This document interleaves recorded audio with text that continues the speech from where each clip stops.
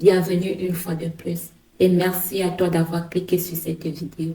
Nous continuons ici notre lecture dans les livres Lettres aux Romains. Aujourd'hui, 14 avril, alors nous lisons Lettres aux Romains chapitre 14. Il est écrit: Accueillez celui qui n'a pas une foi solide. Ne critiquez pas ce qu'il pense. Par exemple, si quelqu'un croit qu'il peut manger de tout, mais quelqu'un d'autre qui n'a pas une foi solide mange seulement des légumes. Celui qui mange de tout ne doit pas mépriser celui qui ne mange pas certains aliments. Et celui qui ne mange pas certains aliments ne doit pas juger celui qui mange de tout, car Dieu l'a accueilli. Qui es-tu, toi, pour juger le serviteur d'un autre? S'il reste debout ou s'il tombe, c'est l'affaire de son maître. Et il restera debout parce que le Seigneur est capable de le soutenir. Quelqu'un pense que certains jours sont plus importants que d'autres. Quelqu'un d'autre pense qu'ils sont tous pareils. Chacun doit être bien persuadé de ce qu'il pense. Celui qui fait des différences entre les jours fait cela pour le Seigneur. Celui qui mange de tout fait cela pour le Seigneur, car il remercie Dieu. Et celui qui ne mange pas de tout fait cela pour le Seigneur, et lui aussi remercie Dieu. Personne parmi nous ne vit pour soi-même, et personne ne meurt pour soi-même. Si nous vivons pour le Seigneur. Si nous mourrons pour le Seigneur. Alors, en vivant ou en mourant, nous appartenons au Seigneur. Oui, le Christ est mort et il est revenu à la vie pour être le Seigneur des morts et des vivants. Mais toi, pourquoi juger ta sœur ou ton frère chrétien? Et toi, pourquoi les mépriser?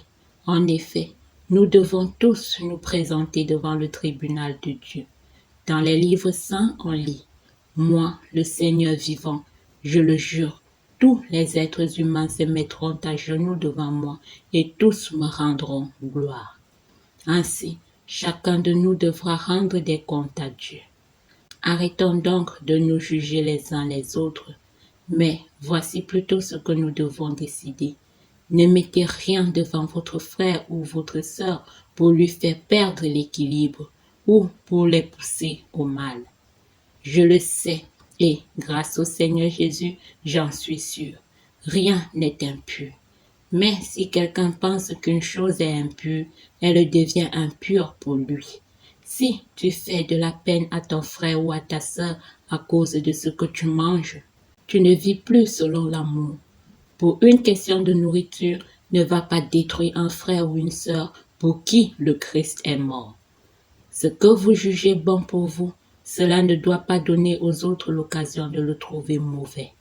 En effet, le royaume de Dieu n'est pas une question de nourriture et de boisson.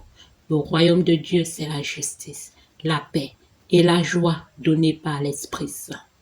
Celui qui sert le Christ de cette façon plaît à Dieu, et les gens lui donnent raison. Alors, cherchons ce qui sert la paix et ce qui construit la communauté.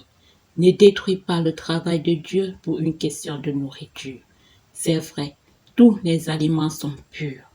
Mais manger quelque chose qui pousse les autres au mal, ce n'est pas bien.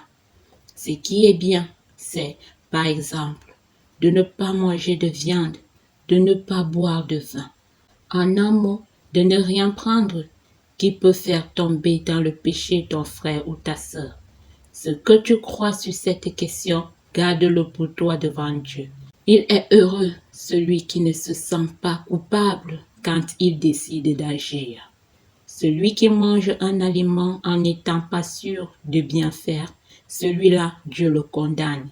En effet, il n'agit pas en accord avec sa foi. Et quand on n'est pas en accord avec la foi, on commet un péché. Amen.